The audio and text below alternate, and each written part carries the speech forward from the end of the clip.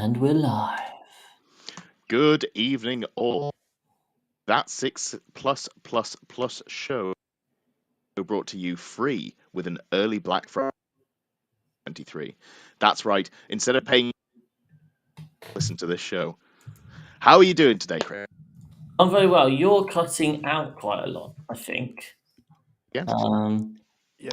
Is that right, Scrivo? Is it cutting out Yeah. quite a bit? Yeah, it was for me. That's just me, just malfunctioning. But I got part of the really good opening that you were delivering there, so that was enjoyable. I'm really glad that we sorted that before we went live. You were actually fine when talking to us. Yeah. Hey, it was fine until you went live, and then it went wrong when we went and live. then you turned all Necron on us. So Bleep. Exactly. All right. If you were here before, shut your goddamn mouth. You didn't see nothing.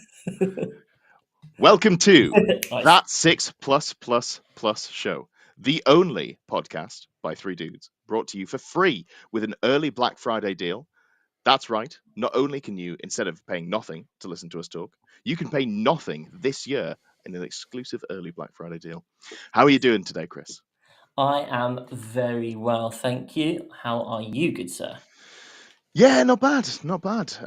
Work is busy, people are off sick, and actually, no, terrible. Life is suffering, existence is pain, and I can't wait for the weekend. It's my partner's 30th birthday. We're going out to not a Michelin star restaurant, but that sort of vein. Okay. And there's also a Magic release happening this weekend, but that's the less important thing. The most important thing is the celebration of my. Of course, apparently so. Did you buy her Magic cards for her birthday? No, of course not. Oh, I thought she was into Magic. I bought her Magic cards before that weren't for a birthday. It was just a thing that I did. But I'm feeling really attacked right now. How dare you question me? I'm sorry. No, that's all right. Scribble, how are you doing? I'm pretty good. Yeah, can't complain. Just everywhere I look now, there is Space Marine, Tech Marines and Dreadnoughts and World Eaters, Whirlwinds. There's a very noisy Redemptor Dreadnought on the floor, but I would show you that. But yeah, I think I've got a problem. That I did a lot of trading. Our Votan main might be picking up a new army themed around Christmas, so I did a swap C and got some of his Space Marines that he didn't want. I'm not going to spoil what he's gone with, but yeah, it sounds quite exciting. From the discussion we had before we go live, we all know that the only Christmas themed army is Harlequins painted as Santa's elves. So I'm looking forward to a return to his roots. He does like his pointy-eared elves. Yeah. Painted green as well a lot of the time. Yeah, with red and green. Red and green, what's that? Christmas. Oh my gosh. Good evening to everyone in the chat. Good to see you, Patrick. Sindri's on his lunch listening to us again. Love to see it. Existence, no, you're too nice, Existence. You've only been good to me. Don't start with the baiting now. And then Gastronaut. I enjoy it. It's weekly now. He's done that before, hasn't he? Has he? Oh, yeah. I just have positive memories of him from the 10th edition streaming stuff we were doing at the beginning. He's your buddy. Yeah, Gastronauticon. We don't know what you talk about. That never happened. That didn't happen. And if you're listening to this on podcast, you're going to be especially confused when I've cut the opening up. Absolutely. Mention it again, and we will send someone around to mind wipe you and turn you into Servitor. Good to see you, Forge World Titan. Good morning. And Existence is backtracking. That's all right. You're forgiven, but I've got my eye on you. So, hobby. How have we been doing on hobby? Chris, let's start with you. Well, as we know, I have been really excited to build on my Grey Knight. I'm a bit fed up with the old Eldar. It's got a bit boring, a bit monotonous. Expecting them to get trashed into the ground. So I have, of course, therefore been painting up some lovely new World Eaters. Because basically, it seems a few of us have all decided to become World Eater mains at the same time in the police. I'm not going to lie, I am also tempted. Yeah, it's become a bit of an epidemic. So I was at the start of... Nice. At the start of 10th, I was like, maybe World Eaters would be quite cool. And then, as we know, Eldar were quite good. So I ended up deciding to take them instead. I had my eye on the Christmas box, and then we went and had that games day. And I don't know, I just felt right. And I bought some Exalted 8-bound. and a Master of Executions, and I just sat down and I started painting them, and they're really fun to paint. And you've got all like the gore and the battle damage effects and that sort of thing. And yeah, just kind of knocked them out. And then yesterday I went and bought a load more, which are on their Nice. way. And I've also got the Christmas box coming. And so I'm estimating in a couple of weeks I'll have about 2,000 points. So it's escalated quite quickly. How quickly I can paint it will be a matter of course. But yeah, so now currently I've got my Grey Knight Terminators just to the side of my painting mat whilst I'm painting my World Eaters. So poor Grey Knight. It's just the fact. I think it was the fact that I have like 25 Silver Terminators to paint. I'm no Paul James. I can't just smash out 40 Terminators and have a good time about it. So yeah, I'm painting World Eaters and I'm loving it. Red is the best color to paint, just objectively. I mean, Here is white, but sure. one red model. Here is another red model from a different army. Here is another red model from a different army. I have a surprising amount of red models on my desk. Here's a Tyrannid Carapace in red. So I'm fully on board with World Eaters, purely just so I can paint them a color that isn't red. Yeah, I mean, mine are white and blue. I haven't actually gone Sotek though. For those of you who don't know, pretty much every army I own is Sotek in some way. I've not gone Sotek. I have gone for the World Eaters Heresy scheme. So it's a great one. It's cool. Lovely. Well, how about yourself, John? I've dug out an old Whirlwind Forge World turret and decided it needed an actual base for it. So I've been currently finishing off a Rhino that I think I built it in 7th edition. When they did like the end of 7th, you could buy a tactical squad and a Rhino. The tactical squads are still in the box, primed. Don't know when I'm ever going to see them. But yeah, that is probably my biggest project I've done this week. And then I've built 2 out of 3 8-pound because I'm being very slow with them for some reason. That is a weird amount. It feels like you kind of just sit down in one session and do them all, but I was doing it at work, so it's like as it busy, fair enough. I've stuck an arm together, and I'm like, oh, a customer wants to be served. This is down. How dare I? But yeah, for me, it's kind of an easy option because I've been kind of mulling them since I think it was the second lockdown. Like my project at the end of 8th was like, what I'm going to do is I'll do some World Eaters, and so I started building using the Age of Sigmar Bloodbound guys, making my own Khorne Berserkers. I've got 10 of them. Never going to use them now.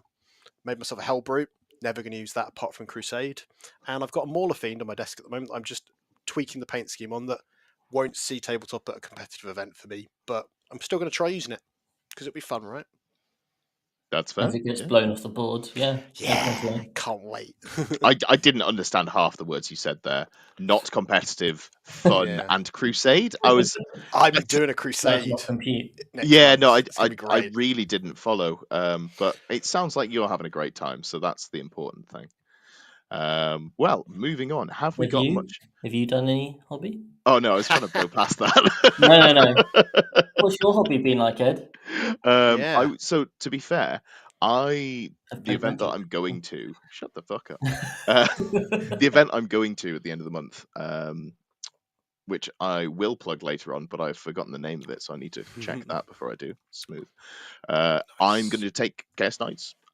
The more I play them, the more I go, actually, like there is a skill ceiling here other than just running at my opponents. And I do feel like at an event with a smaller player base, it is something I could probably take to.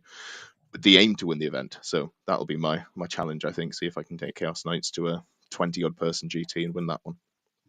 Very nice. But yeah, anyway, my point being, I've got them almost entirely made. I've got to work out what list I want to take. I really enjoyed the 6 carnivores I was running at teams. So I think I don't want to take too many demons. Maybe drop one carnivore for a blue scribes and some two bases of nerdlings, 2 squads of nerdlings. That seems like that might be the fastest way forwards. And I think I've got all those bits floating around, so I don't really need to do much. I've been thinking about doing Marines, and then that just hasn't materialized because I'm not going to play them until January at an event, and by that point, I don't really know what I want to do with them. Yeah. It'll be a different landscape. Finding it difficult to motivate myself because I tend to do either nothing or entire armies. Yeah. There's no sort of middle ground for me. That's fair. But yeah, so thanks for calling me out. Moving on. How are we doing on the hobby roundup? What have we got this week? Well, sir, got the content machine ticking over nicely.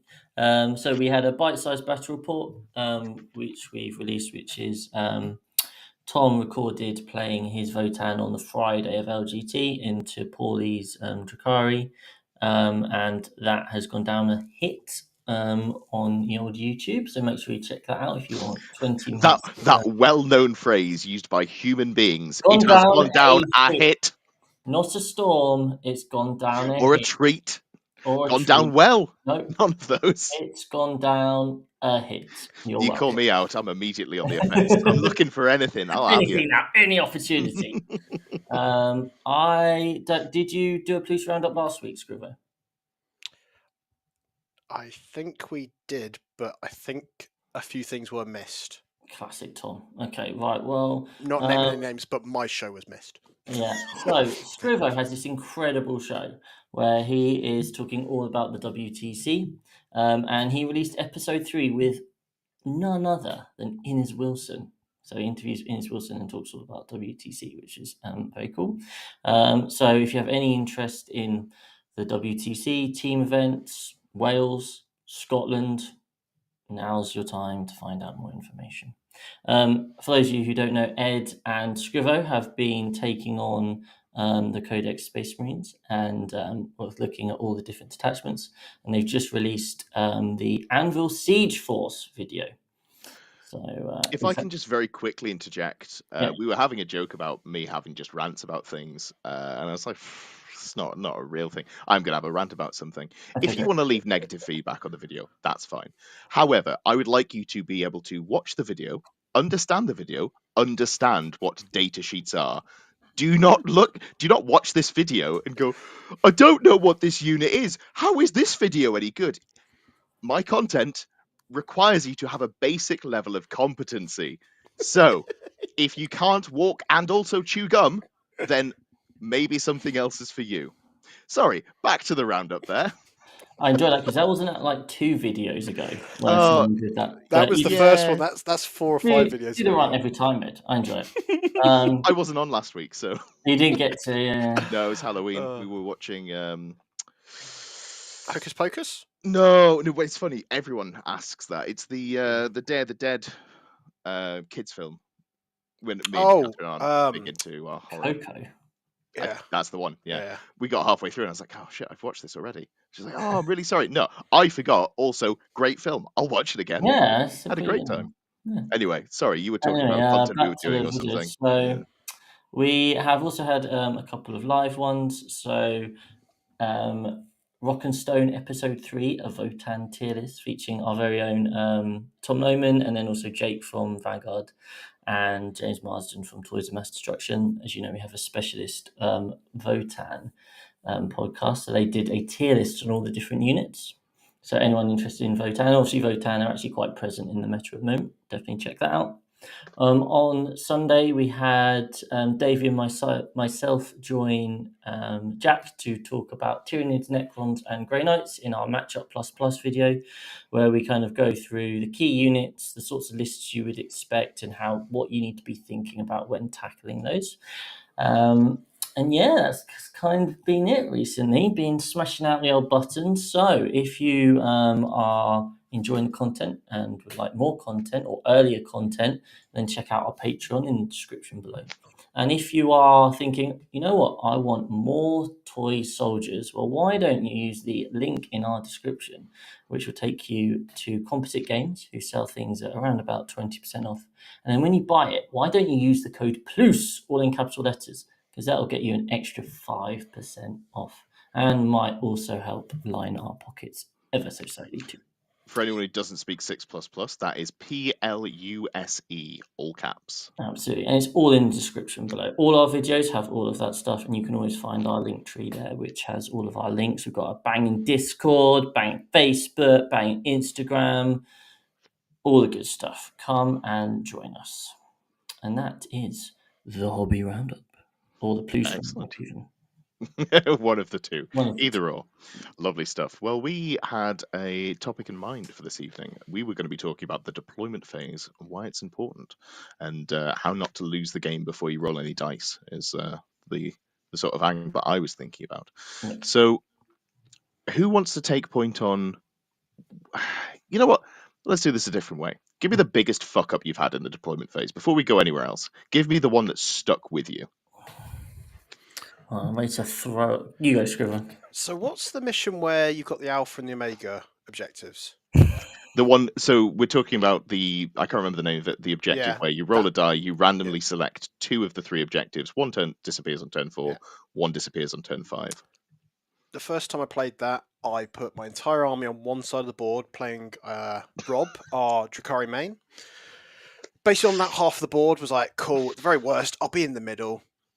And I was on the wrong side. And that was probably my second or third game of 10th. And I just went, right, this has cost me the game. Because I was like, oh, it's all right, I'm on my home objective. Doesn't count for shite in that mission, does it? I was like, cool, this is a good learning. So now that mission, I'm always just like, I'm spread across the middle, somewhere in the middle. I can't go wrong if I'm in the middle. For anyone who doesn't intimately know the 2 armies that our players play, so Rob's playing Drakari, which is just lots of stuff in boats. That's pretty fast. That gets wherever it needs to be. And Scrivo was playing Dark Angels. That's pretty slow. You gotta know where you're going ahead of time. Otherwise, you've got a bad time. Speaking of, Rob's in the chat. Good to see you, Rob. Just reminiscing about how you were beating Scrivo. Probably the third or fourth time. He lives rent free in my head, to be honest. Do you ever play him at events? I did once. Oh, very nice, very nice. Chris, have you got a deployment mistake that's caused you pain? I don't, but I would say more times. Perfect. No, more times than I would like to admit. Do I go? Definitely put this unit in the wrong place, and you start playing like, no, I've definitely fucked this up here.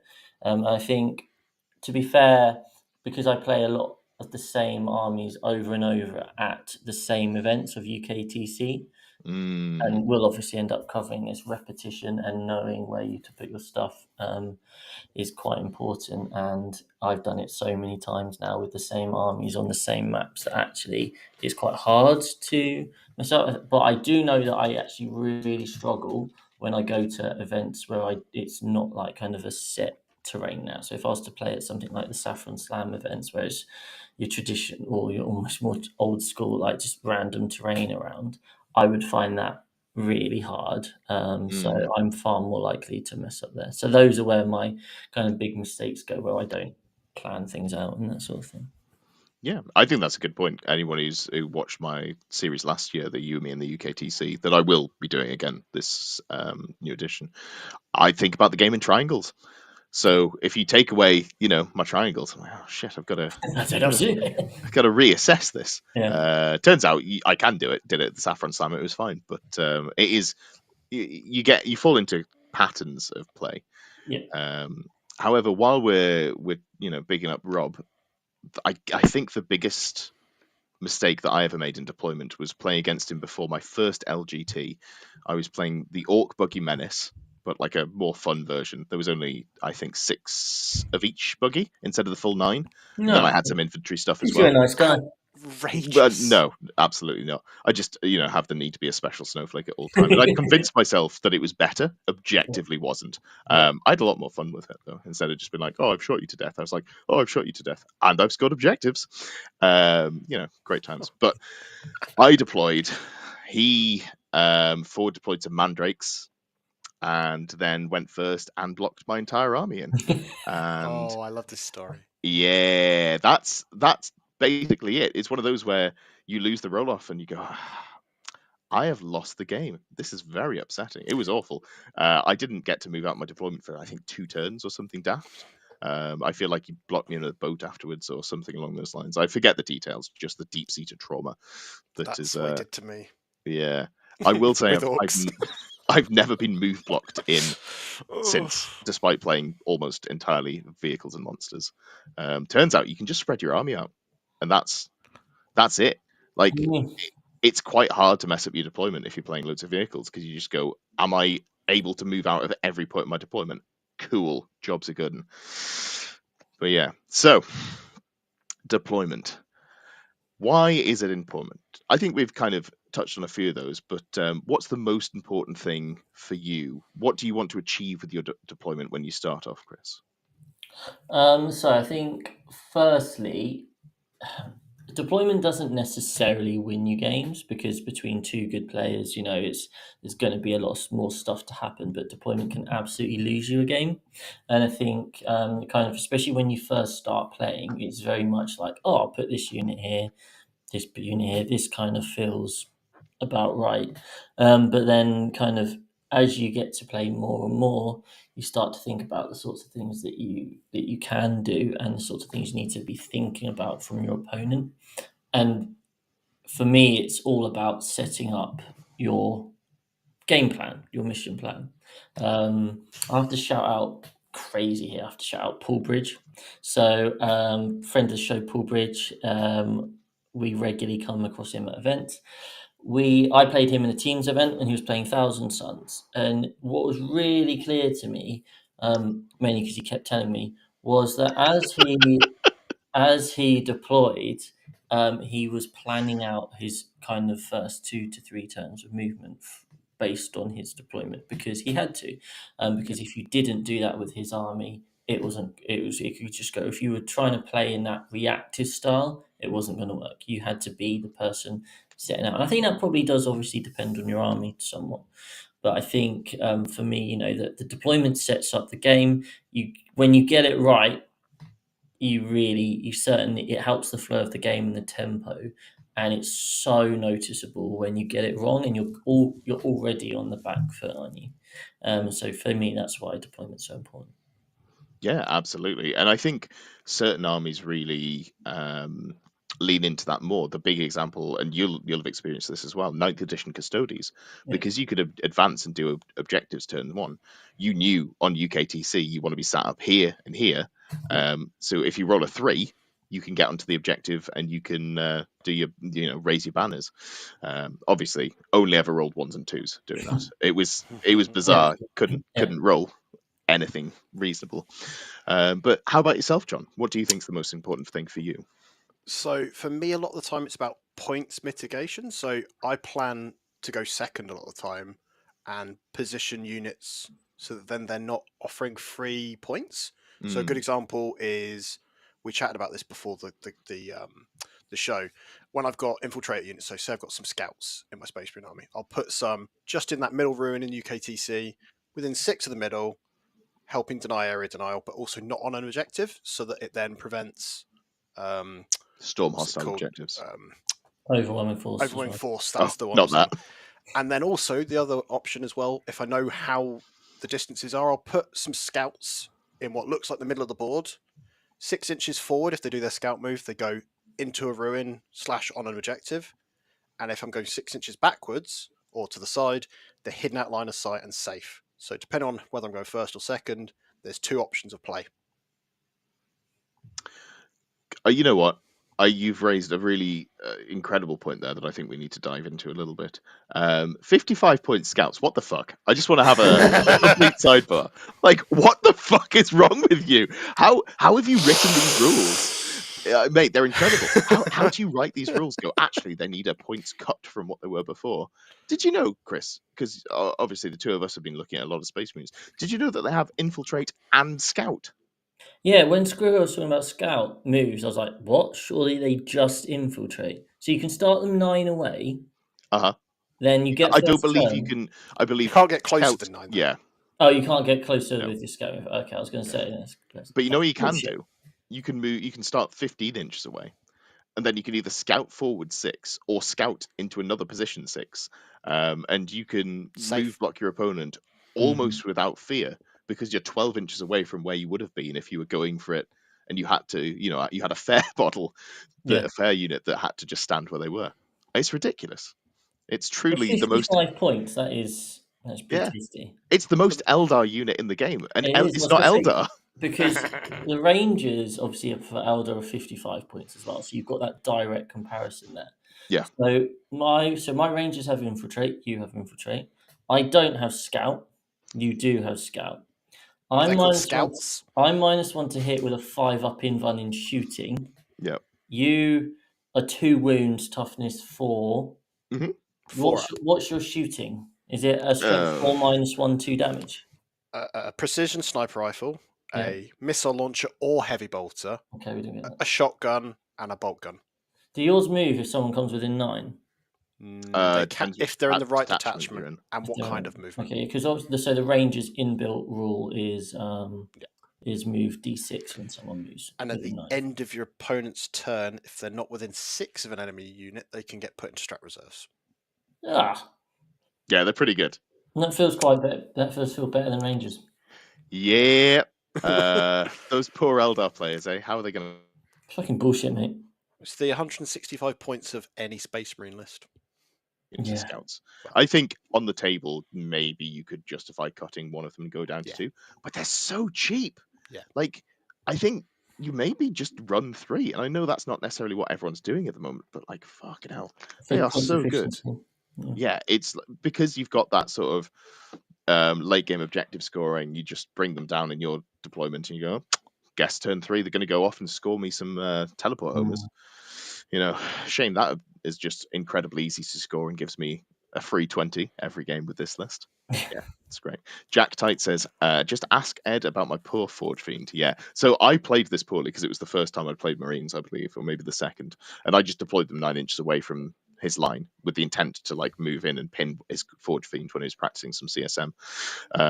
I won the roll off, so I wasn't punished for it, but I could have deployed them 6 inches back and then just done the bullshit of move them forwards, then move forwards on my turn. But yeah, they just charged, tagged a Forge Fiend, pinned it in place for effectively the entire game, which was hilarious. It meant that I could, run my Redeemer up into the middle of the board fairly risk-free, because he started his other Forge Fiend in reserves from memory.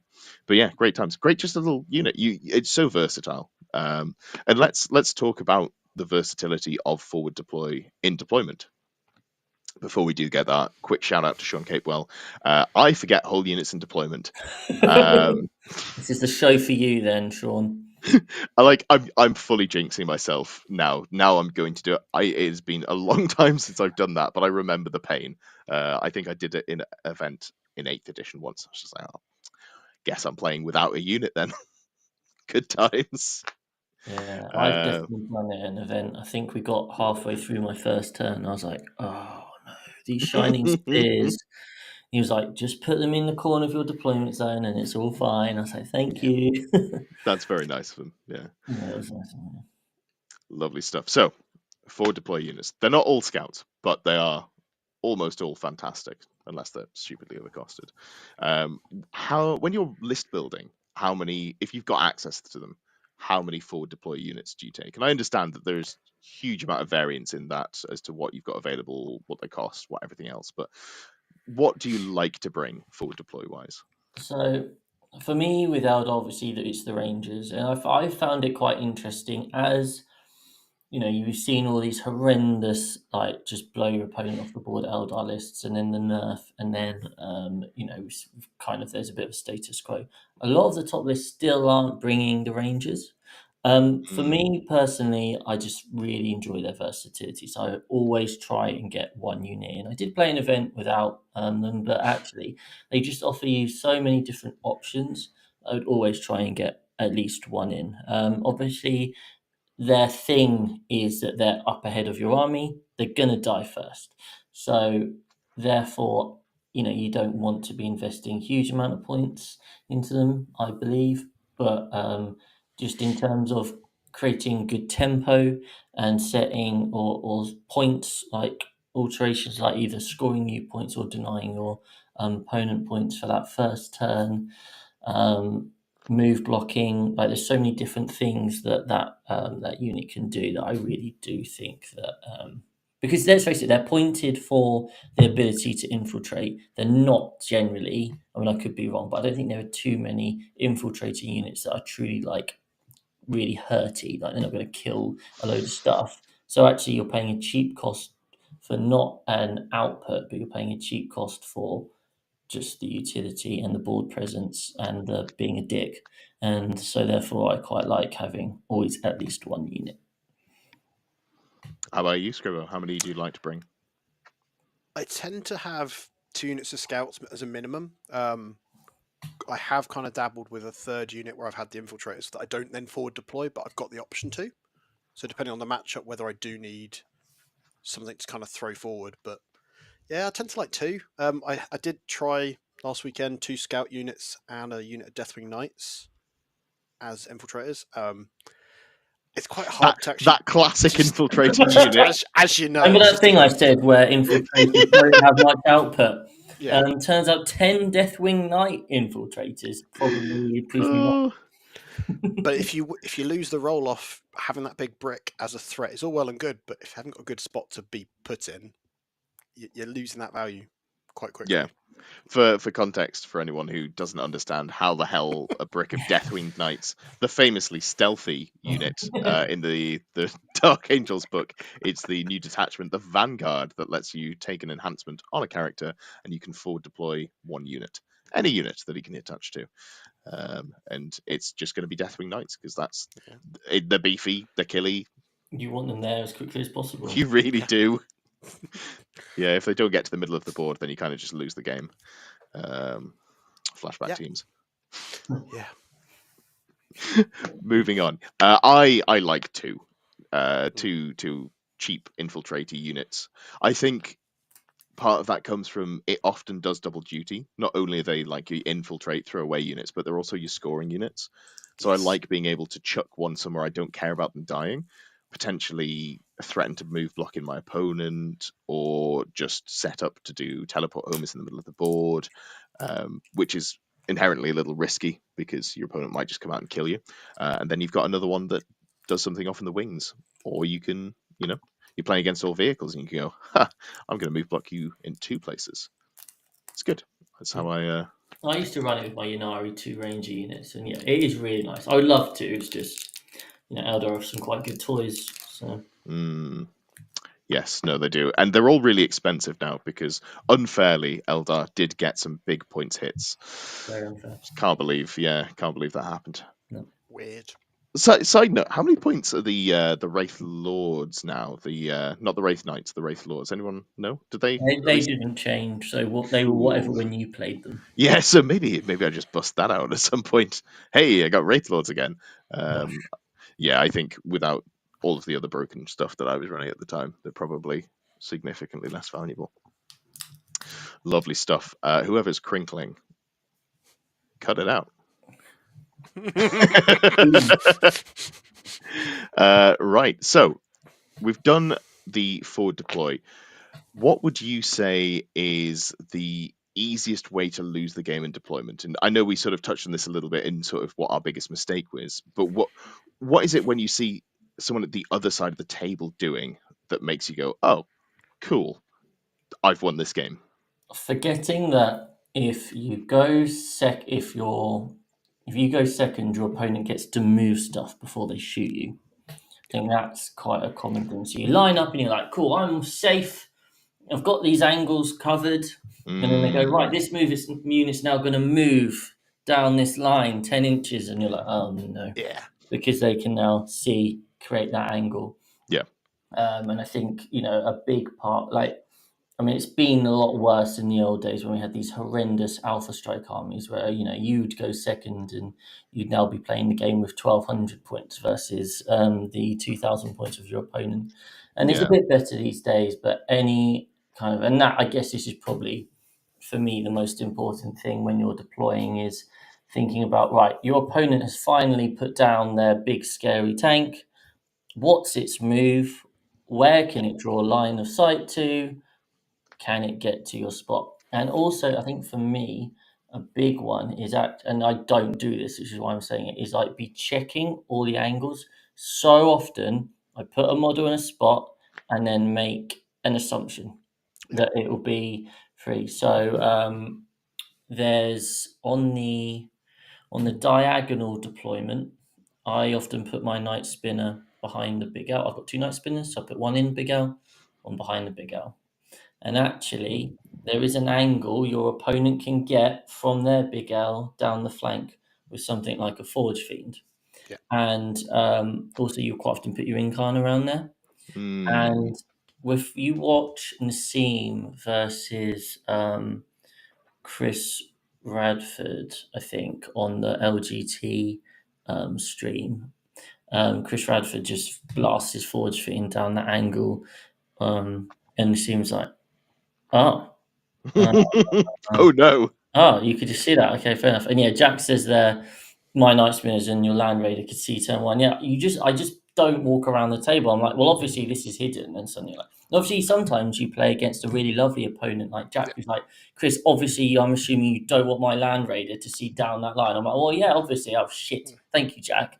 And sometimes you play against people who are like, I'm going to shoot that, you dumbass. So Yeah. I think so for me, I certainly kind of, and I think a big thing is also like declaring intent, Yes. Yes. and being like, right, I am putting here. If you move your Land Raider here, and if you move your Forge Fiend here, can you generate that angle?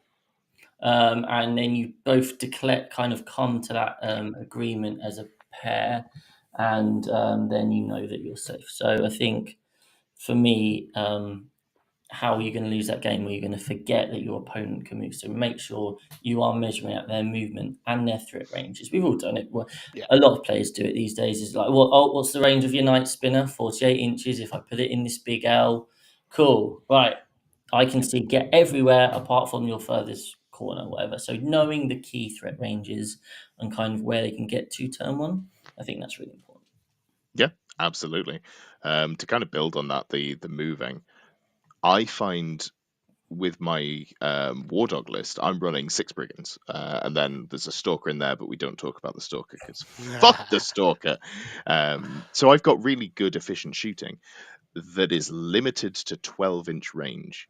I can shoot it at the 12 to 24-inch range bracket, but at that point I'm just straight d6 damage, and Yeah. I don't love my odds of killing something tanky with that. So turn one, I very rarely kill anything meaningful. I love shooting my entire army into like a chaff unit behind line of sight, and I'll even spend CP to give myself exploding sixes and then not roll any sixes.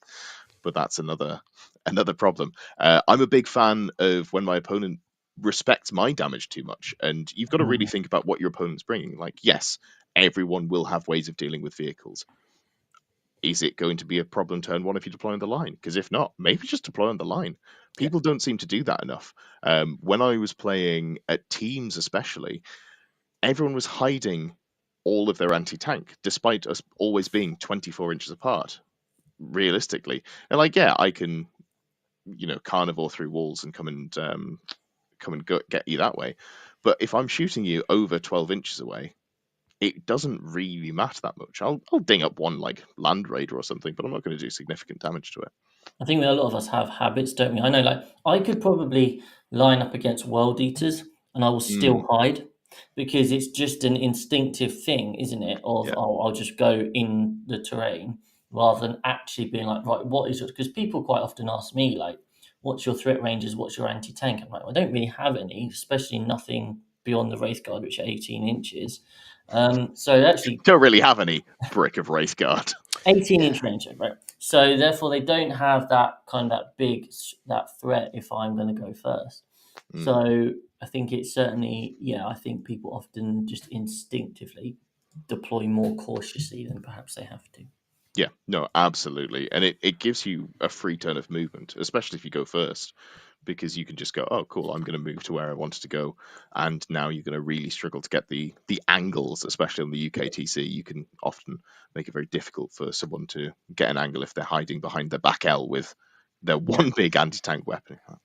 Cool. Guess I don't get shot this turn. How about you, Scrivo? What are you thinking? So for me, another one is the order of which I place the units. Mm. So if I've got something that is so key, like something that's got a specific target it needs to be going towards, and its mobility isn't ideal, I will leave that as late as possible so I can see where their threat pieces have landed. So if I need to avoid their like their big shooting stuff, I know where it is. Or if I've got a target I want to jam those Terminators down their throat into, I know where I need to be. And it's just kind of that plan of like, when you start the game, almost going, right, how many drops have you got? How many drops have I got? working out whether you can actually get to see all of this like deployment before you finish, or if you know it's not going to be that situation, just have to just kind of wait as long as possible for those key units and hold them back as late as you can. Yeah, I think the order is so important, isn't it? Like, it used to be the case that you would, was it eighth or something, where you would declare deep strikes. So so you'd be trying to like upload this in deep strike, and you're trying to bait out to work out where your opponent's kind of like big. And it really mattered in 8th edition because there was no cover. So like you'd put a unit down, and you're like, this is the unit that dies first. It was, but yeah, no, I do remember that. You're like, okay, so my first 3 drops are all deep strikes. Your move. And quite often you'll have an important piece, and your opponent will have an important piece, which can hurt your important piece, and you're kind of like trying to get out the stuff that isn't important, so that you can kind of hopefully put it down afterwards. And I think like that, as Scrivo says, you've got to be thinking about that order. You win that roll off. You're both opponent for attacker defender. You've both got infiltrators. You're going to want to be being the defender, so you can put that infiltrator unit down first. And then you're also thinking about where are they going to want to put their stuff. Yeah. And then it's about, right, where's the stuff that maybe doesn't match. So like my Night Spinner always goes down first because it's always going to go in exactly the same place. And what I do, like the Wraith Guard are generally always going to go in the obvious place.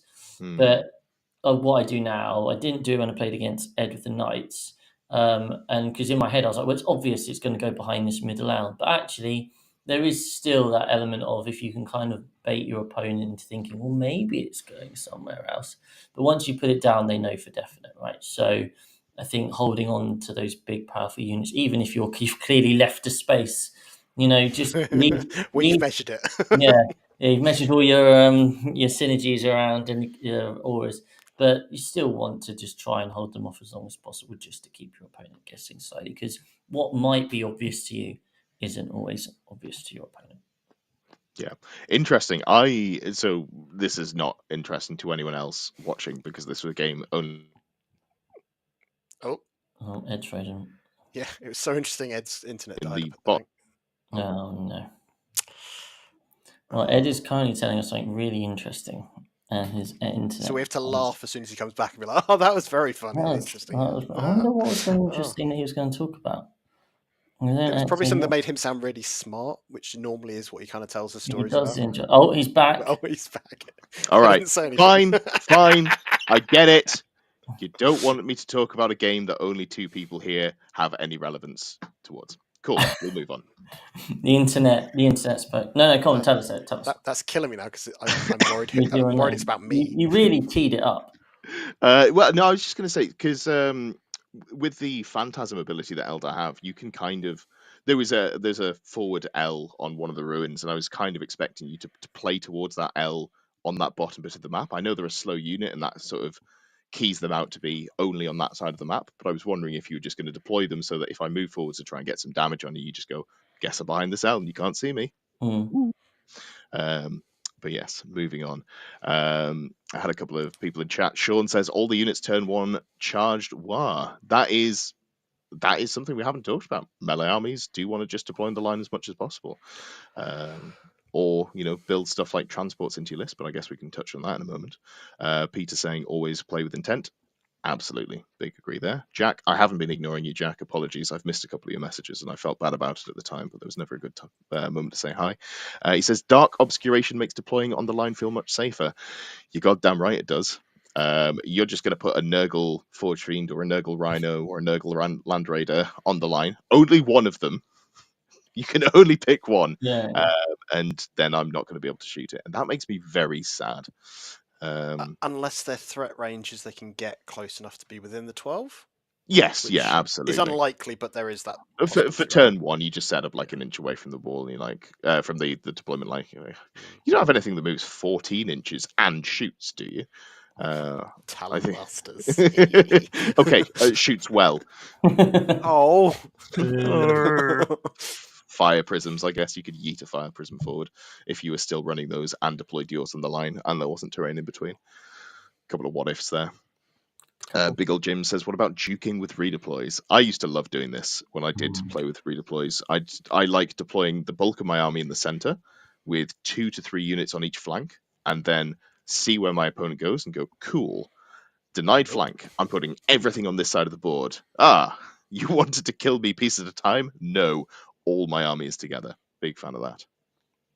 It was such an interesting mechanic, wasn't it? It is a shame that that's kind of gone now.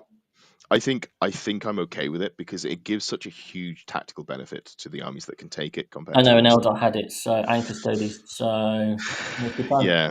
Guard can still do it, can't they? So redeploys are in a weird position at the moment in that the verbiage is bad, and Games Workshop in 10th edition writing loose, undefined rules. Who could have seen this coming? Yeah. We don't technically know when most of them happen. Some of them are defined, and I can't remember which ones are which. I've kind of just written them all off in my head because I'm like, well, if I've got to do it after you've deployed before we know who goes first, the value on it's kind of low. There is a lot of value talking about those forward deploys for armies that can do it after you know you're going second and you can just pull a unit back. That's nice. But yeah, we are seeing less of those now. So we were going to talk about what do you have to think about beforehand, and in the list building, what transports do you bring in, and what leaders and what deep strike choices do you have, and how does that affect your deployment choices? So when you're writing a list, do you ever write a list where you have to make that choice in deployment? Do you go, oh, I've got 2 units that I could attach a character to, and this is the right choice for this map, or this is the right choice for this army? Do you ever write that into your army? I personally don't. It's not really an Eldar thing, but I imagine No. Scrivo or you guys who've done a lot of work on Marines. Marines is a lot more like that, is it not? It is, but I don't know that I've written any lists like that, and that's not to say that it's impossible to do. I just haven't done it. There is options for characters, but very rarely I have a different thing for this matchup. It's generally this character will be with this unit, and I'm not really sure. That's maybe more that how I play it as well. That I don't add that dynamic element to my list. It's very much I've got this is what this unit's going to be doing with this guy. I think saying it out loud, I think it's a side effect of writing focused lists. You're going, I'm going to run aggressors. How do I make them better? I'm going to give them lethal hits with the harm assist. Job's a good one. There's nothing else that I want to attach that to. So if anyone does have any thoughts on how to write competitive lists with characters that are flexible, or any armies that can do that, I would love to hear those in the chat. The one thing I was thinking, and I didn't end up doing it, but for my list for Coventry, I was considering dropping one of my units of Hawks and putting in Illic Knight Spear. So for those who don't know, he joins a unit of Rangers, and if he does, he gives the unit of Rangers loan up.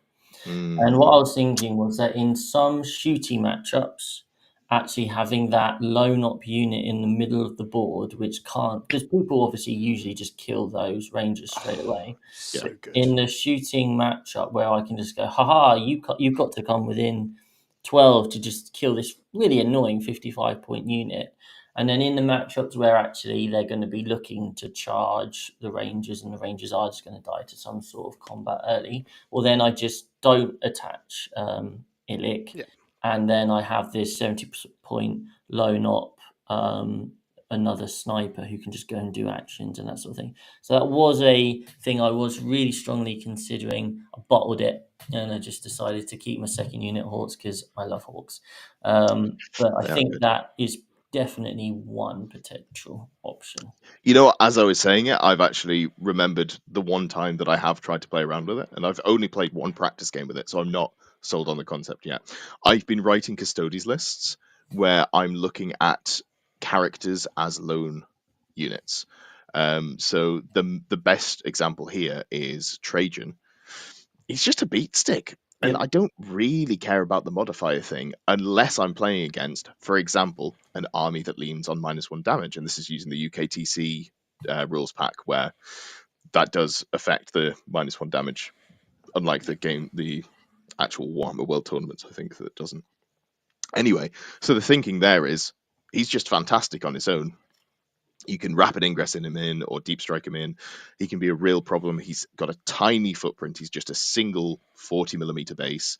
It's also hilariously hard to kill if your opponent does manage to root him out. You're like, oh, I guess I'm using a 2-up invuln. Bet you forgot that he had this rule because you had to chew through the entire squad the other times you dealt with him. So I think something like that's quite good, and it gives you the flexibility of going, oh, I'm playing against the Ironstorm Dread list. They all have -1 damage. I want to deal with them. I'm going to put Trajan with the unit of Wardens that normally would have, for example, the Blade Champion to give them advance and charge, something like that. Yeah. But that's the only sort of time that I think that it comes to mind for me. Yeah. So characters, not so much then. How about deep strike choices? How often do you change your deployment based on the board or the army you're playing against, or do you tend to put the same units into deep strike every time? So I have my chaff units, which all have deep strike. And my general rule of thumb is I'm going to put kind of 2 units in deep strike, 1 unit water spiders, 1 unit shadow specters, because I think I know, having played into it, it's really annoying when your opponent has something to drop down, something that can be a pain, and to have that in the back of their mind is like obviously a nice tool. So generally, if you have that option, I think starting something off the board is really useful, and I think most armies probably have something like that, which they are going to be either through rapid ingress or through normal deep strike trying to threaten something. So for me, then it's a matter of that a lot of my units are still glass cannon. They're just good at hiding, they're fast and good at getting where they want to be. So if my opponent has good indirect, then I've got to be thinking, well, I've probably got to keep a lot of this off the board. So if I was at Coventry, if I was to play into triple whirlwind, for example, I've got to make a decision about what I'm going to take off the board there, because I don't really want to give my opponent a chance to start getting rid of all my scoring units straight away. And yeah, it might mean I have to sack off a turn for scoring, but it does mean that over turns 2 and 3, hopefully I might well be able to hold on to those a bit better. So I think thinking about your opponent's output and what do you actually need on the board and what sort of alpha strike because obviously some armies are all about dropping down and hammering for that, like almost that beta strike. So I guess it kind of fits into the army style. But yeah, I certainly have things I always do, but then there's some variation there. Yeah. How about yourself, Scriver? So similar. I don't think I've built a Space Marine list yet that doesn't have 2 squads of 3 Inceptors, because of that utility of deep strike can come within more than 3 inches away as an aggressive thing that means that then they have to make a choice. If they don't want to lose their back objective, or they want to try to screen me doing behind enemy lines or deploy temple homers, it creates them a problem that means they're not coming towards me, which I always love. And then touching on what Chris said about kind of no line of sight shooting, if I'm playing with my Deathwing Knights and I'm going into some Night Spinners, I very rarely want them on the board, because unless someone forgets to shoot them, they're not going very fast. No. And it's a right pain in the backside. And their one kind of value is that they get in and chew stuff up. And if they can't get there more than 2 inches at a time, they're not getting there till turn 5. So can't do much for 2 inches. God, that's such a funny thought. I'd just rather do a 9-inch charge and re-roll it or something. It's just like, that's better than nothing. It's just... No, absolutely. Oh. I've landed on the correct amount to reserve in every game playing Chaos Knights, and it's 2 carnivores, because you rapid ingress 1 on turn 2 and you rapid ingress 1 on turn 3. Like clockwork. Mate, and you know what? It works. Despite telling opponents before games, and saying to them, "Are you happy with my movement? I'm going to rapid ingress." Every time they go, "Oh shit, hold on." You have to think about it, don't you? Let me fix the mistakes I just made. Yeah, and they're like, "Oh shit, hold on, I need to put this here." I'm like, "Cool, you do that. I'm coming in this other spot, and now I am 12.5 inches away from your World Eaters, and I am ready to rip and also tear on my turn." Yeah, big fan of that. But yeah, I'm pretty cookie cutter on that one, which is If you've got a plan and it works, why try to be clever, right? It hasn't stopped working yet, so we're gonna at some point someone's gonna be like, I understand how to play against rapid ingress, and I'm gonna go fucking demon, because I don't think I've come up against anyone at all yet. People just don't really seem to. I think it's a combination of people haven't fully wrapped their head around it, and also it's hard to screen out your entire. Well, that's it, isn't it? It's about like trying to screen. You almost have to be setting it up from your deployment to be able to think, right, what are the dangerous places they can rapid ingress? It's just a powerful ability at the end of the day. Like, what I think people need to, and great point bringing it back to the deployment, is you need to think about where your opponent can rapid ingress and then look at your fire lanes. Because what I find is people, they stop you from getting close with throwaway cheap blockers or putting their units where they want them to be. Fine, cool, that's okay. I've got a 14-inch move. That's not the end of the world. You can't screen me out super effectively.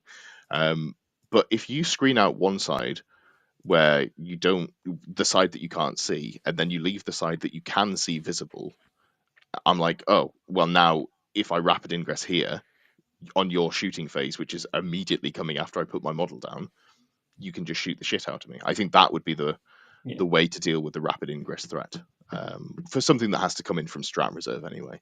If you can deep strike, all bets are off. Like, God, that's going to be hard, isn't it? Yeah. Going to be sad when I have to deal with that myself. Mm. But yes, lovely stuff. All right, so what else have we got? I think probably want to talk. So, like, when you're putting, we've spoken about the order in which you're putting things down, and I guess you also inevitably, as we said, you want to be avoiding line of sight, but it's also about having positions to score your cards and actually having a clear game plan, isn't it? So, like, what sort of cards? So Scrivo spoke about denying points, but what sort of cards do you guys deliberately deploy to be able to score on your first Investigate signals and area denial. I planned for just in case they come up, because there's nothing worse than being impossible for you to even score 2 corners on investigate signals, whilst 2 should be in your deployment zone. So as long as the unit's within like 50, so for Space Marines everything moves 6 generally. If I'm 15 inches away from that, I say to my opponent, they're there. Just that there's no ambiguity, I'll be like, if I need to go into the corner, they can get there. Done. Yeah, no, that is the main one. Like scouts will do that because it's a cheap unit to score 2 points. Why not? Yeah, and then also not being on an objective, so your opponent can't get that easy scoring turn 1. Yeah. More of a thing with infiltrators that we spoke about before with overwhelming force.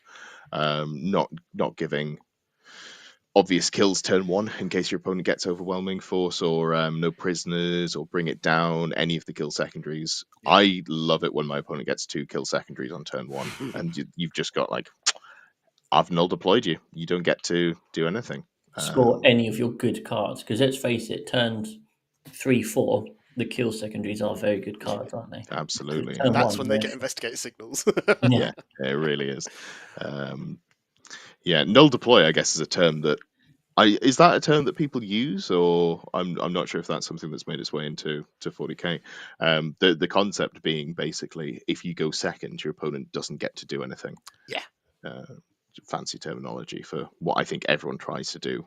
Yeah, it's the dream, isn't it? Oh, you can't do it. I think we're at the stage now where enough terrain that, barring indirect and stuff, you probably, unless you've made a big mistake, you probably are gonna.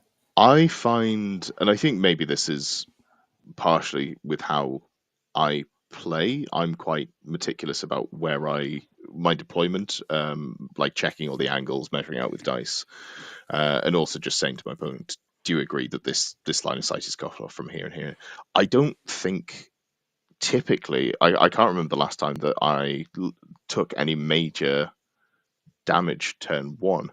Obviously, if you're playing an infantry-based list, it's a lot easier. But I think a lot of the time, you can kind of get away with just not taking any damage early on, especially on UKTC. Yeah, exactly. I think it's probably terrain. Yeah. And then, like, if we talk about Scrivo playing into Tau in the final game of teams, where I've had a worse game against Tau since then. Oh, have you? Well, that's promising, Scrivo. Yeah. What did you lose turn 1 in that game? I lost my infiltrators that were in my deployment zone. That's impressive. Because a devilfish came across because we were in the deployment zone that is the quarters with the circle in the middle. Yeah. A devilfish comes out, bloops some guys into the ruin that's on the edge of my deployment zone. They're there on the ruin going brap, brap, brap, killing them. Then turn 2, the crisis suits will just swing round and go, oh, these whirlwinds, they're not there anymore. And the rest of your army, they're gone too. And I was like, cool. That turn 1 roll really, really was important. Yeah, the relevance there for anyone who's missed it. Infiltrators have a 12-inch "Do not come near me" bubble, trying to keep those whirlwinds safe early on. He got the defender roll and to go first, so it was literally like, and the Vanguard detachment's really good against someone when they're right up in your face. I'm assuming that was Battle of Britain that you had that experience at. Well, some of the best players in the country should be there. So Alan from Team Scotland is very good with his towel, and I did not expect them to be right up in my face turn 1. So fantastic. The hidden tower is always the deadliest. Lovely stuff. So measuring opponents' threat ranges, we have touched on this, but just to sort of really wrap up this one before we move on, what is it that you're looking for? Obviously it changes. You've got your orcs and your world eaters, you measure them out and you go, so what's your turn 1 threat range? 35 inches. Okay, cool. And then you kind of just go, fuck it, if you charge me, you charge me. What do you find the most useful to try and measure out? What are your highlights when you're deploying against your opponent?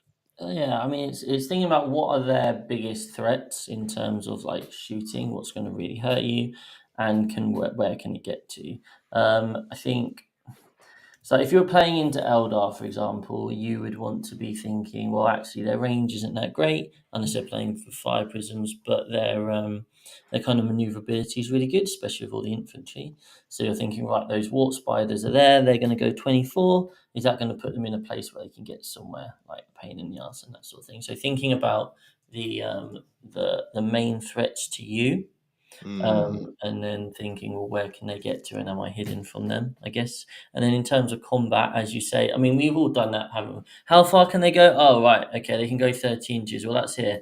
Then you mark it out with dice, and you're like, oh, that's. I don't really get to deploy anywhere now. And then I think that's a whole separate conversation, isn't it? Where you're now like, right, well, how am I deploying in a way that I can go and do stuff in this game and not just auto lose because I'm backlined, but at the same time, I'm not losing all my valuable stuff. And it might be that you really spread yourself around so they can't kill a load of get into multiple combats and kill and tag and that sort of thing.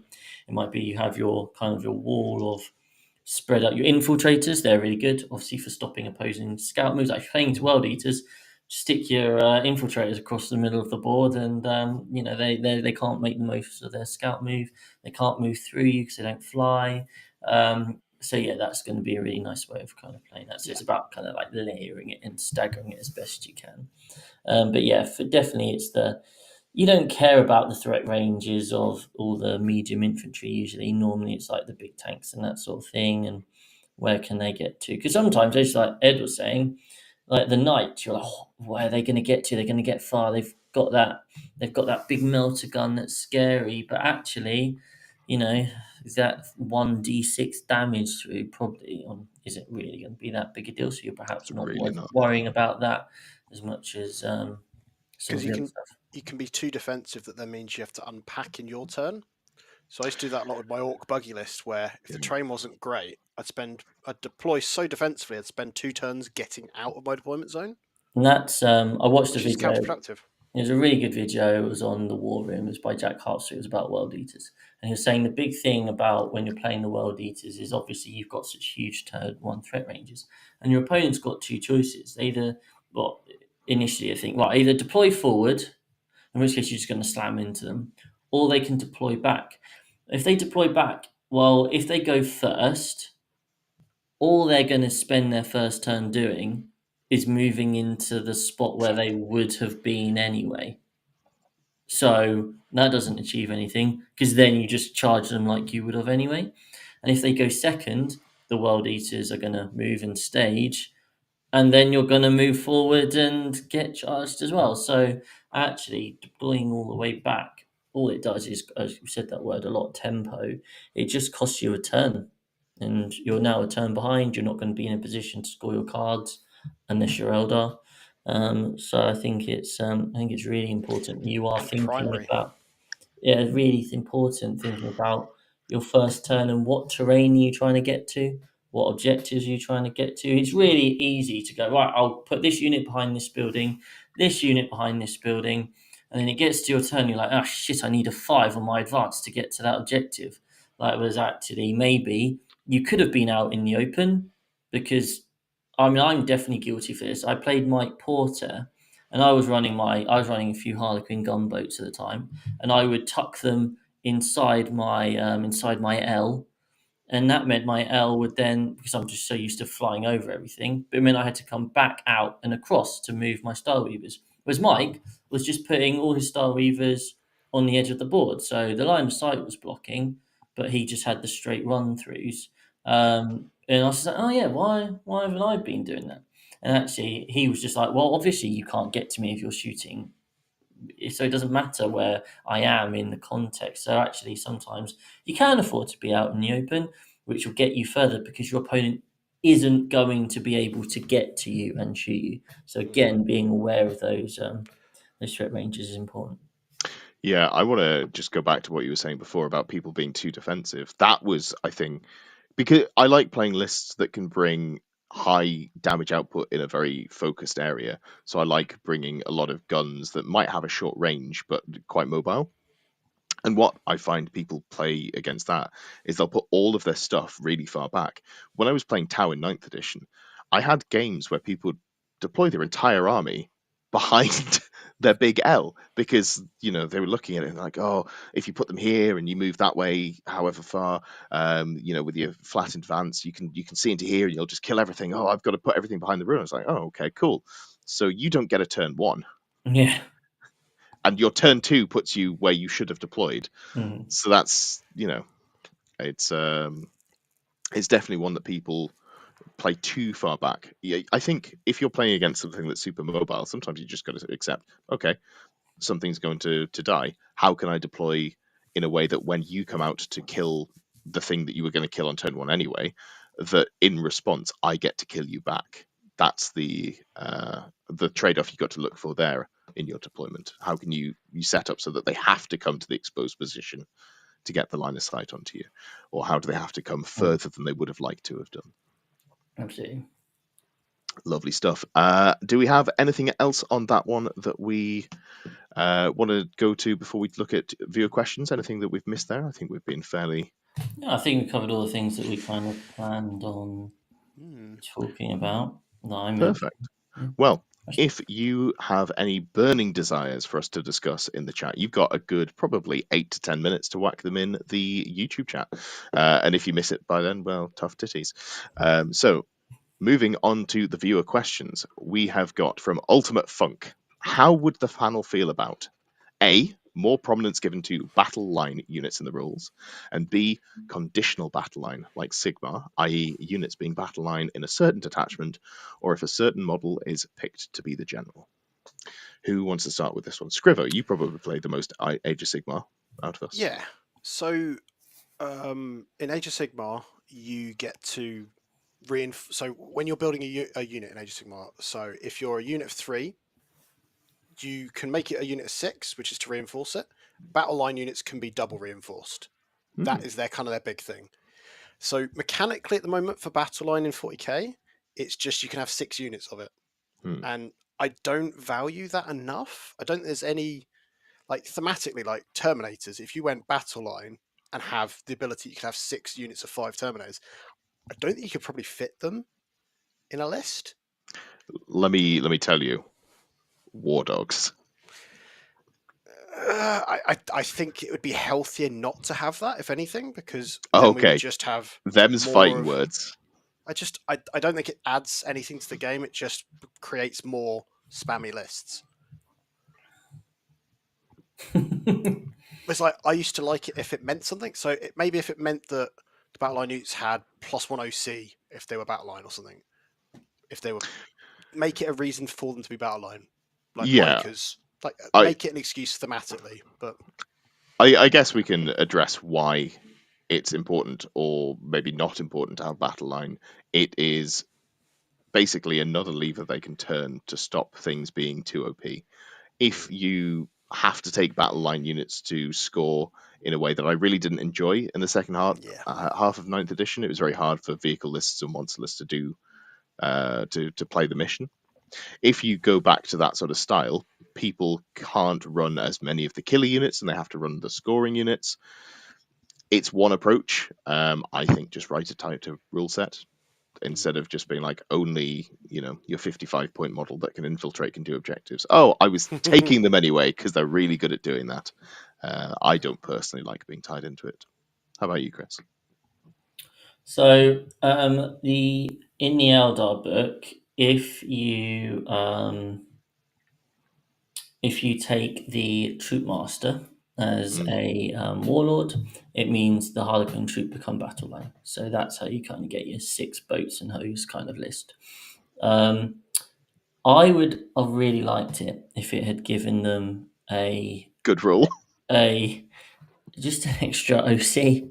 Just make them OC2 because of it. damage, if that would do that, survivability. I mean, hey, a troop master that does more than 1 damage. That'd be cool. Yeah. But hey, we don't get these things. But if you made the Harlequin troops when you've gone for pure Harlequins, if you've made them OC2, something that actually makes them quite a bit more interesting because you can go and fire them off onto objectives and really out OC a lot of stuff. So like that sort of little tweak, I think would be quite nice. But that's my only experience really, or thinking about it. So that's all I have to offer. Yeah, that's fair. Speaking of Eldar, we had Forge World Titan in the chat saying, Eldar question which affects deployment. Can a solitaire blitz and advance? You want to take this one, Chris? I'd love to. The answer is no if you have to check. I don't think it can. It can't. It's a different type of move. I believe it's a normal move, and you can't. So it can use this ability before it makes a normal move. If it does, until the end of the turn, add 2d6 to this model's move characteristic, and then add extra attacks. So you have to be making a normal move, and its normal move is 12, so it becomes a 12. It's basically giving you, essentially, because it has advance and charge, it's essentially giving you a 2d6 advance rather than a 1d6 advance. But you aren't actually advancing. So for example, if it got night spinned, it could still blitz, I guess. To clarify, the reason you can't is because it's a normal move is legally distinct from an advance. It's a separate rule. Yeah. Separate type of movement. Stephen Bus Photography said, speaking of Mr. Porter, are you still planning to do an episode discussing what top tier players say reveal as they play? And this is in reference to the fact that when I played against Mike, there were some things which I think he did really well in kind of terms of communication, and there were other things where I was a bit surprised at. And I've had that experience in various ways in playing into other kind of like you'd say like the really well-known top players. And we said that it'd be quite interesting to do I'm sure it'd be a controversial episode, but it would be quite a good fun one to do. And this weekend, because I'm now World Eater's main, I spent my whole time watching Xenos Petting Zoo, which is a YouTube channel which live streams, and it live streams the Cali Cup or something. And basically, Anthony Vanella played the entire weekend on stream with his World Eaters. So as someone who's interested in learning World Eaters, it was really interesting for me. And boy, were there some interesting things on that stream in terms of how they played. Not in like a bad way, I'm saying, but in ways that are very different to how I think most people would play. And I think it would be a really interesting podcast topic to discuss kind of things, because he certainly did some things in there where many opponents would have gone, no, you can't do that. Our very own Lee Churchwood would have taken Anthony Vanella to task multiple times. But there was kind of this understanding that actually the game wasn't going to be playing in that spirit. Just to give you an example, it would be something like, I'm going to move here and shoot your Angron. Oh, you shouldn't be able to see my engram. I'll just move it back here then. Okay, yeah, that's fine. That sort of conversation happened every game constantly. And I know a lot of people would be like, no, you can't move him now. You moved him there. You leave him there. And I think, I mean, it's such an interesting one because I've certainly done it. Like, I mean, I used the example earlier when I was playing Jack, and Jack was like, I assume you don't want me to be able to see that thing. And I know I can get frustrated when my opponents are shooting at a unit which I've clearly tried to hide, but maybe the ribbon has stuck out. So therefore, as a player, I go out of my way to make sure I'm like, oh, do you want to just tuck that? We'll rotate that model around so that you're safe and that sort of thing. But I think sometimes there were various interesting moments which would cause a very good debate. So I would absolutely love to run that sort of episode. It would just have to be maybe a very special time where we're mentally prepared to take on and chat a load of shit about people. I'm in. Turns out 6++ were the villains all along. Yeah, yeah. Who knew? We've lured them all in. Oh, they're the nice guys. I don't think so. We've made a list. We've got a black book of all the people we're going to strike It's down. a death note. Well, that took a grim turn there. I'm here. Yeah, perfect. All right, so there's a lot of questions. Again, just for the tally, anyone keeping score at home, that's me being distracted by trying to read the next podcast question, but it turns out there was just 6 lines of people talking underneath. Sorry, I'm so glad we created that special section to talk about the podcast questions. Yeah, it's fine. Well done, guys. So Sai says, is there much excitement among the 6++ team for the new Necron codex, or do you feel it'll be a bit watered down as an early non-Space Marine codex? I'm going to take this one. I don't think I can call myself a Necron player anymore, because at this point it has been, I think, 4 years since I've played Necrons at a tournament. But God, I love Necrons, man. I really loved the 8th edition book. It wasn't good, but it was fun. There was so much you could do with it. Like, and when I say so much you could do with it, there were 2 builds, but like they felt great to play. Whereas the ones that came through 9th edition, like, they were so just boring. And there are going to be people who enjoy the style of Necrons in 9th edition, and that is fine. But it's not what I enjoyed picking up Necrons for. No, you're not wrong for enjoying the game in a different way to me, but it's not the way that I enjoyed playing Necrons. And I am not actually excited because I'm really concerned that it's just going to be more of the same. I haven't liked the style of Necrons in 10th edition because the style of Necrons in 10th edition is just a worse version of the Necrons in 9th edition. They don't kill anything. They go, here's my scoring. Can you deal with it? Oh, you can. I lose the game, as we've seen over the last few weeks of results, and they've got a ridiculously low win rate compared to where people were expecting them to be going into LGT. So I'm really not excited for Necrons, but I hope they're fun. I hope that somehow they write rules that make you go, oh, actually, the best way to play them isn't just, can you stat check me or not? Yeah. How about yourself, Chris? Well, you and I are very similar. We both really enjoyed our Necrons in 8th, and then, I mean, we didn't really touch them much in 9th. So much so that they're kind of like one of the original armies I still have, and I've got quite a lot of points of them painted. I've got quite a lot of points like not painted, and for the first time, I'm actually genuinely considering selling them, like the whole army, because I'm trying not to be sentimental here. You know, this was probably my first competitive love, as outside of Custody, all the bikes. This was my first competitive love of an army. I really enjoyed playing them, and so there's a lot of sentimentality. I think I did quite a nice job in terms of the painting style. I think they're a really effective army on the tabletop, and I am just like, is there realistically, is there a chance that I'm going to play these guys this edition now that the book's about to come out? And I'm like, I just can't see it. I can't see a situation where I'm like, right, I definitely want to play the Necrons now.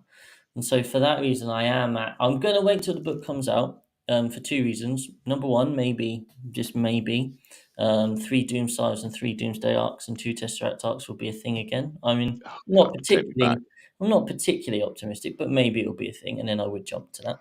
And secondly, obviously, more people will be interested in buying Necrons when the book comes out. So I am waiting until then. But if you have been thinking maybe Necrons are for me, wait till that book comes out. And if you're in the UK, then maybe Good shout. maybe you could come and buy my army, and you can Yeah. do it on various battle reports, and it is quite nice. It's quite a nice. If anyone wants to buy an 8th edition tournament, I think I've got like 5,000 points of Necrons all Yeah, painted in I've that got sandstone style that nobody did up until they got the new book. They got this starter box in 9th edition. I was like, fuck, everyone's gone for the paint scheme that I copied off someone else. Thanks, God, I've made Mikey bad from choices. Hellstorm. Did he do them? He did a big video and it went everywhere. Okay. Blame. Oh, well. How about you, John? See, to me, the end of 9th was when I finally kind of went, I actually quite like these Necrons because of the play style was something different to me. So it was the Obsec Swarm whilst making some like Chronomancers putting invuns on Scorpex and then them just running forward was fun to me because I like my choppy units. I like my survival units. I've got Deathwing Knights, who knew? So to me, I'm kind of like, when the edition dropped, I just went, right, I'm shelving my Orcs because they've been lent to Aaron for a year, I think it was roughly in the end. So I was like, I'm going to focus on the Dark Angels and I'm going to do some Necrons because I collected a load of cheap Necrons from everyone buying the magazine. And then the index dropped and I just went, this is not what I signed up for. And slowly, as I saw kind of it be solved and kind of not complete, it's not like there isn't variation to the list. It's still very much you sit there and you just don't die. And that to me is not, that's not playing Warhammer. So I've kind of been a bit turned off by that. But seeing how the NIDS book and the Space Marine book have dropped with their detachment rules, I have some hope, but I think I might be excited by some of the detachments. Like if they do a Destroyer cult themed one, it might be good. But the big caveat to me is the data sheets need changing, and I'm worried that they're not. Like, if you look at how much changed from the NIDS and Space Marine indexes, there wasn't that much. So they came out and said that they didn't want to change the data sheets if they could avoid it. And that's what's got me worried. If this was like, this could be a codex that was written later in the cycle. We don't know because they don't release them necessarily in order. They sometimes do shuffle them around, but you never know. It could be a later book, and they could have changed them. But that makes me worried. But I like Chris. I'll see how it goes. If not, there'll be a half-painted rusty Necron army sat in a box for an edition, which is fine. And that's it, isn't it? It's like thinking now, especially with the early releases, like if you don't like the army and the detachments, we don't know, do we? We don't know if other stuff's going to come out. But does that mean your army is now like, well, I'm not interested in it for 4 years? Is that the situation we're in? Like barring points changes? Because it might not be, oh, if this gets tweaked, then I could take this, and all of a sudden I'm happy. That's sure one way of approaching it. But if those rules just genuinely don't interest you, you're storing an army for potentially 3-4 years now. Oh, hey, that's where I am with my Orcs, my Nids, and my Necrons. Exactly. Having a great time in 10th edition. Oh, and my Tau. I Loving don't life. want to start selling armies I've spent months painting and I've got 4 or 5 grand on just because I'm not going to play them for 4 years, because maybe I will want to come back to them. Yeah. What's really funny is, you know what's happened now? You and me, we're the boomers. 8th edition to 9th edition, we're like, oh, Necrons. Scrivo, 9th edition to 10th edition, he's like, oh, this sucks. Who are we going to have who picks them up this edition? Maybe it's Alex, or who's played Alex them in edition. edition. Yeah. Who then comes into 11th edition and goes, God, I don't like the way they've taken Necrons. And we could just have a podcast of 4 of us just sat here going, reminiscing. Oh, Necrons. Remember in my day when Necrons could, double explode with their Tesla on 4s? Oh God! Don't talk to me about 7th edition. I'm still getting flashbacks. No, that was 8th edition. No, 7th rules are worse. Oh my God! I won my first ever tournament. It was like an 80-man event, and I won it because my Scarabs made an 8-inch charge on bottom of turn 1 to tie up an entire Admech gun line, and like from then on, my love of Scarabs has just always been there, and beautiful. Yeah, sentimental, right? But yeah, it's a tough one. Yeah, cool. So we'll pick up some from the chat here. We've had a bit of movement in there. Mega Miniature says, how many games would you typically recommend someone to play with a new army before a small tournament? Let's go John first. Depending on how quickly you understand the matchups. If you've already played some of the matchups and you have an okay understanding of your army, I'd say 2 or 3 games just to kind of get the reps in with your army, not necessarily who you're going up against. To me, would be acceptable. I think it does vary. Like some players, like Tom, I hate Tom to death. He'll play his army for the first time, and he's like, "Yeah, that was pretty solid. I know what they all do." I was like, one of his first games of Thousand Suns a couple of months back. I was like, "Cool, you're playing this better than I am with my Space Marines, and I've been playing them for 8 weeks. Fantastic." Skill diff, get good. I know, right? Chris. So I can, as someone who, due to a YouTube poll, took Thousand Suns in 9th edition to a tournament, having never played them and just borrowed a friend's army. I can tell you for free that you do not want to do that. I mean, I'm shocked. obviously, it depends entirely on what sort of person you are. I know from multiple instances now that I'm not the sort of person that can pick up an army and immediately know how to use it. And whenever I've played kind of like game ones, it's very easy to get overwhelmed and just end up forgetting the basics of Warhammer. I think that's probably been my experience. You get so caught up in all the different what the different units can do, and if I was to think about how I play my army now, when you know an army well, so many of the things you do are actually instinctive, like the having the units and the auras in the right places, and you have the clear pattern and play of what goes where and in what order you're going to put units forward and that sort of thing. When you've never played the army before, you don't have that in place, and it's incredibly intimidating. On top of that, you're trying to just remember all your rules. I mean, I still get confused between a spirit seer and a farseer's weapons on every game, like even in tournaments, and I've been using them for a long time. So I think you owe it to your opponent to know your rules well enough, because if you don't know your rules and you're constantly looking at your phone or index cards or whatever, then that's not fair on your opponent.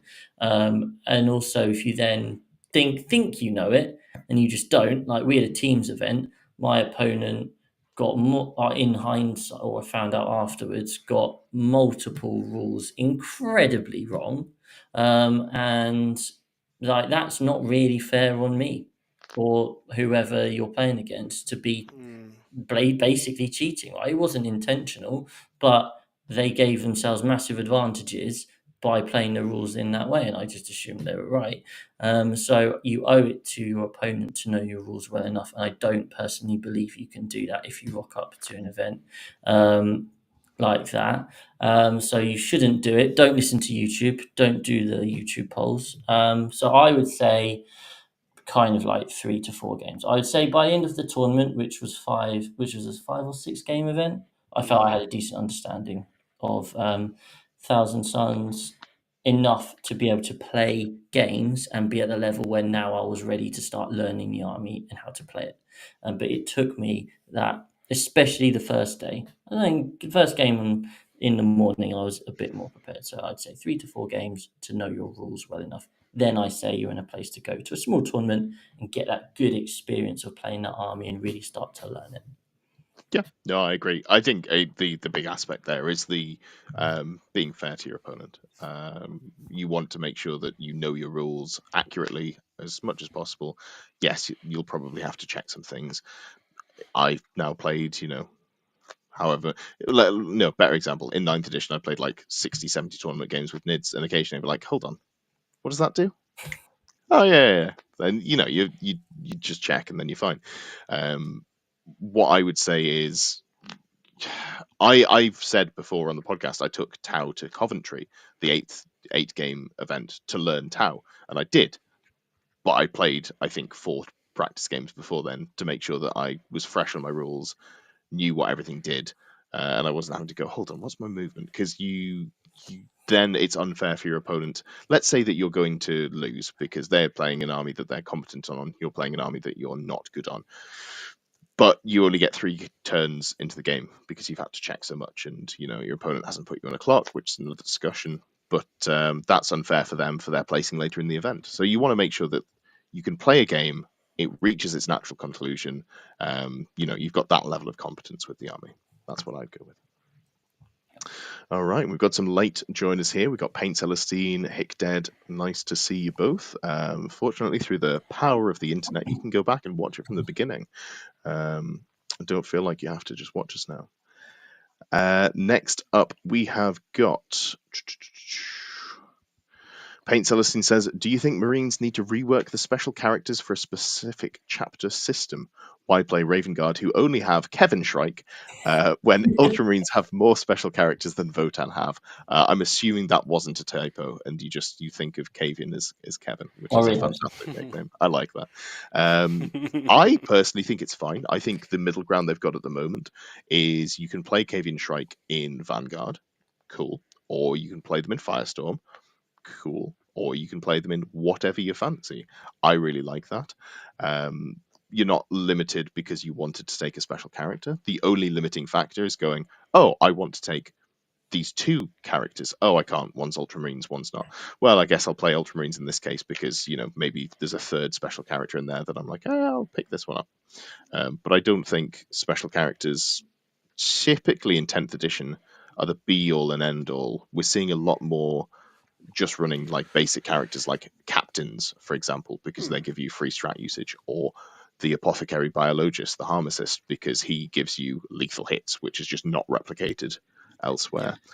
There are exceptions to the rule, but I don't think it's a major issue. Either of you disagree with me?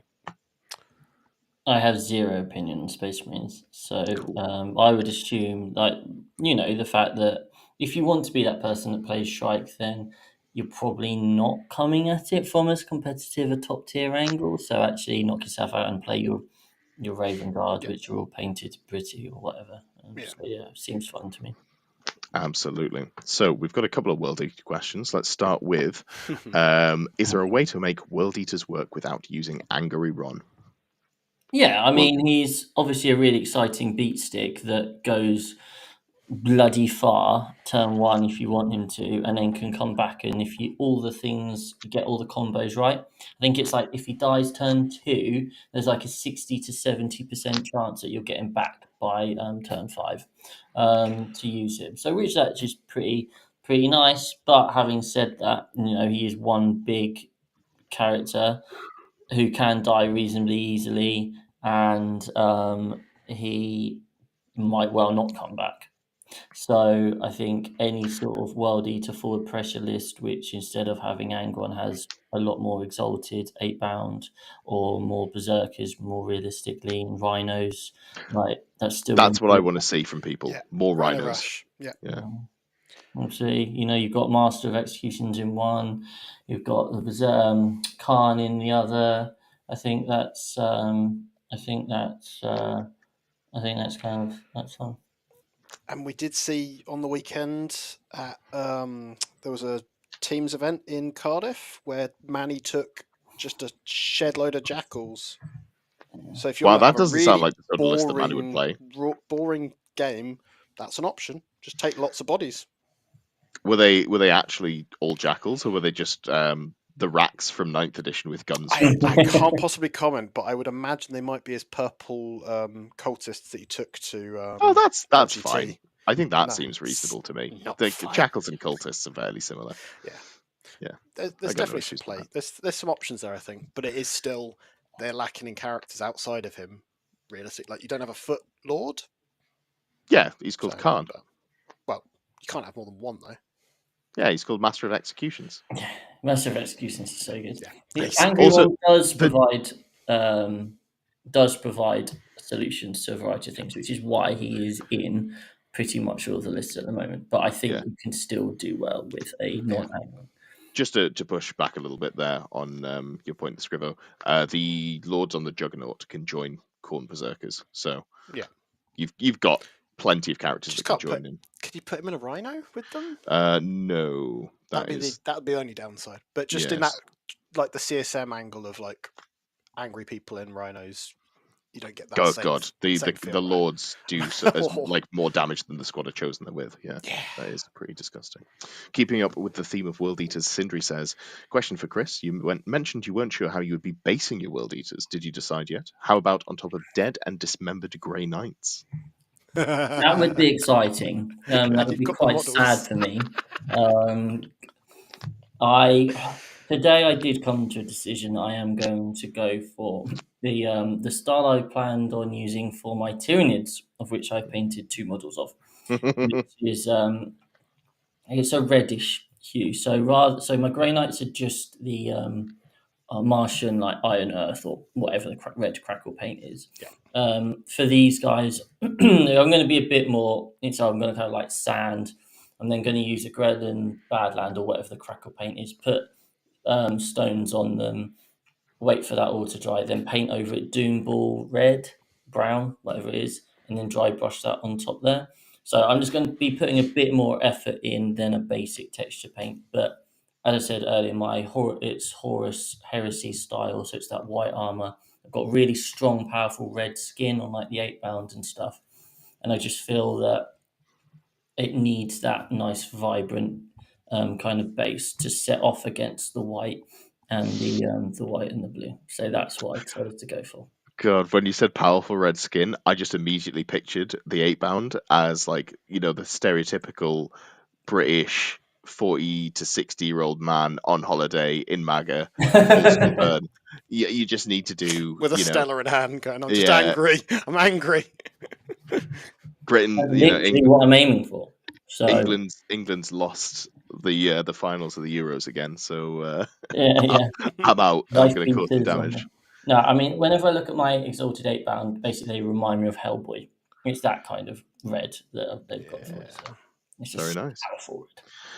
Existence as the gammon. You know it. You fucking know it. God, we have people are popping off with questions. I want to go to bed. Come on, mate. Stop asking questions. All right, so we're going to go back to the Discord. Just Make Stuff says, is there a unit deep down is worth taking, but you just can't bring yourself to include in any of your lists? That's a great question. It used to be Fugan. But now you can't take him out of your lists. I used to love He stuck your Fugan. hand. I used to be like, Fugan is such a good model, Yeah. but I just can't fit him in.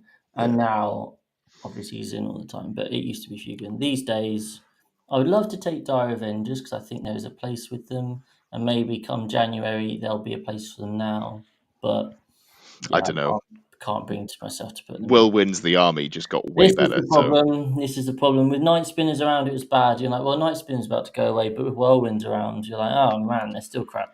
So yeah, maybe they'll be the unit that never was, because I played them once at an RTT, and hey, actually, they were really quite useful into some matchups. But yeah, there's nothing. Really. I played Wraithguard, and was that the same event That was that we the were same at? tournament. Yeah, you played Wraithguard. I played Dire Avengers.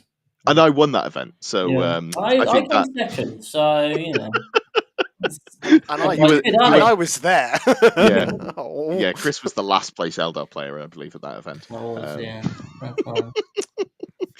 Yeah, I'm a big fan of. Well, not a big fan. I'm a sucker for units that I'm like, this is objectively good. I'm not going to take it. Trajan in 9th edition, when I was doing like a Shadowkeepers list, I was like, I don't need him. He's too expensive. He doesn't do what I want him to do in the list. And I think that was right. But like, there's always something that people will be like, this is really good. I'm like, I look at it, I'm like, I just don't love it. I don't love it. Don't think it's good. I'm not going to run it. And then, sometimes I change my mind down the line, and sometimes I stick stubbornly. And I'm a big believer of groupthink. Is people are wrong a lot of the time with their groupthink in lists and building, and they'll just copy whatever someone who's really good has done, and perhaps the person who's really good has just gotten away with it through player skill, but they're running something that is objectively wrong if you break it down. So yeah, quite often I will have a unit such as Trajan in 9th edition that I'm like, he's too expensive for what he does. It doesn't fit in this list. Yeah. Cool. Nothing to add to that one. You're just gonna let you let me be a special snowflake. Yeah. All right. We can't be surprised. Yeah, no, that's true. So then we went back to Paint Ellis and said, what do you feel in regards to the rise of lone characters who can join squads but don't? Lone characters. Yeah, no, lone op's just incredible. It's the best rule in 40k now that Devastating Wounds no longer has the most broken targets that it had before. Titanic is gone. as lone operative. I mean, I remember, it wasn't myself, I'm not going to claim that I was the one saying it, but I remember seeing people discuss, as 10th was coming out, that lone operative might be, just a major problem. And here we are. It's warped the game. I don't love the way that it's warped the game, but it is a thing that you've got to deal with. Yeah, no, exactly that. It's just the good armies have them just because they just offer so much like kind of utility, don't they? Yeah. And if you're playing a Xenos faction without them, sucks to be you, because if you're playing Chaos and or Imperium, you can just ally them in. Yet another example of terrible rules writing from Games Workshop. Why oh why do we not have? Why do we have super factions but not have a Xenos super faction? Well, hang on a sec. He says, no, not lone op characters, characters who are run solo but aren't lone ops. Yeah. Oh, cool. Well, if you go back in the video, I did talk about how I was, playing around with using Trajan as a lone character. We did have a little bit of discussion. Fugan, keep on harping on about Fugan, but we put him out in the open, and your opponent's like, "Is he lone up?" And you're like, "Nope," and they're like, "Oh," and then they don't want to shoot him anyway because he's going to get back up and he's hard to kill and that sort of thing. So it probably depends on the character and the role they play in the army. But yeah, a lot of them are really good, quite tasty, especially if they're hard to kill because you don't want to waste your time trying to kill a character, which actually you might well not do when you're trying to kill like their mission playing and all that stuff. Yes. Painted Celestine also says, what do you feel is the hardest hitting non-special character in the game? Master of Executions with the Berserker Glaive in World Eaters. He can one-shot the Avatar. Nice. So that's a thing. Honourable mention, I've got a Lord of Change with the Staff of Change enhancement, I believe it's called. He's strength 9. His rule gives all Tzeentch demons around him, I think, 6 inches bubble, +1 strength, so he goes up to strength 10. And then that enhancement gives him +2 strength if he's in his locus of change, which you're playing demons, so of course you're in your locus of change. Duh.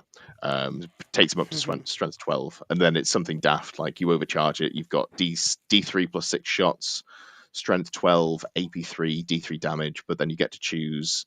Is this a sustained one?